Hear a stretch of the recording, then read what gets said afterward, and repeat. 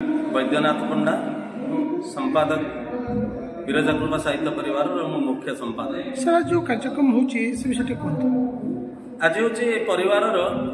तृतीय वार्षिक उत्सव स्व नक्षत्र दिवस। ए कार्यक्रम परिवार उद्देश्य होची आम ओडिशा रे वर्तमान आम भाषार अवस्था जहाँ वर्तमान भाषा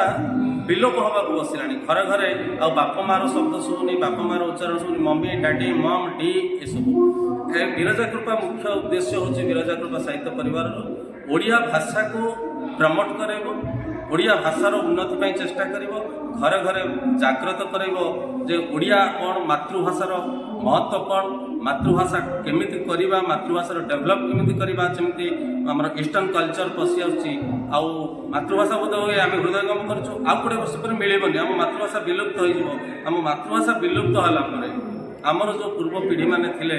तांको मर्यादा जाजपुर एभली कार्यक्रम सुदूर प्रसारी होची से विषय आपन वार्ता कोन रहयो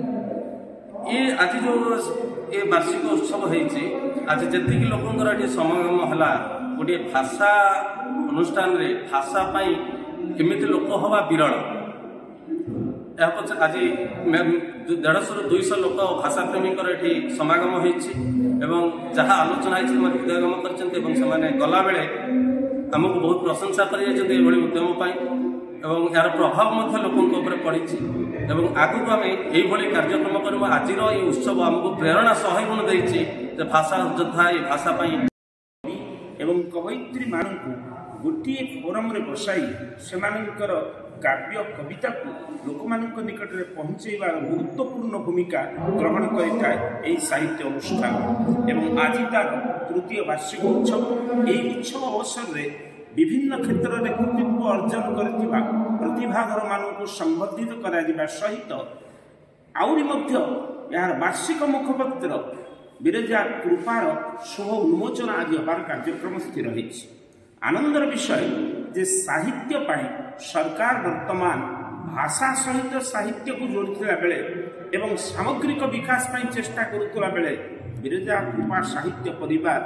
ग्रामांचल साधारण वर्गीय लोकों आरंभ करी समस्त पदपदवी विशिष्ट व्यक्ति मानक साक्षात करुछंती एवं विभिन्न कार्यक्रम माध्यम से लोक मानकर निकटवर्ती होउछंती। आनंदर विषय जे आज लोक माने धन पछारे गोड़ुवा बेले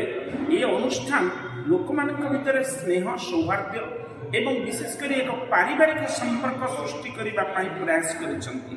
निश्चित भाव में अभिनंदनीय मात्र संदेह नहीं। साहित्य अनुष्ठान जदि प्रकृत में लोक मानकर सुख एवं दुखर साथी हो पारे एवं विशेषकर लोक मानक सहित निजे मिसिकी कार्य करें ताहले से अनुष्ठान चिरंजीवी हुए जहाँ आज विरजा कृपा साहित्य परिवार हो पारि। तेणु मोर आशा और विश्वास माँ विरजा नाम नामित ये अनुष्ठान दीर्घस्थायी हेबो एवं समाजर प्रति वर्गर लोकों को गोटे स्थान एकजुट करे साहित्य भाषा एवं संस्कृतिर प्रचार प्रसार क्षेत्र में एक गुरुत्वपूर्ण भूमिका निभेब एथिरे मात्र संदेह नहीं। साहित्य परिवार तृतीय वार्षिक उत्सव बहुत आमर ओडिशा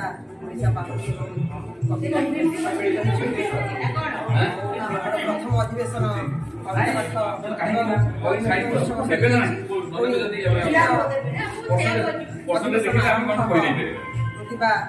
दुईटा 30 मिनिट से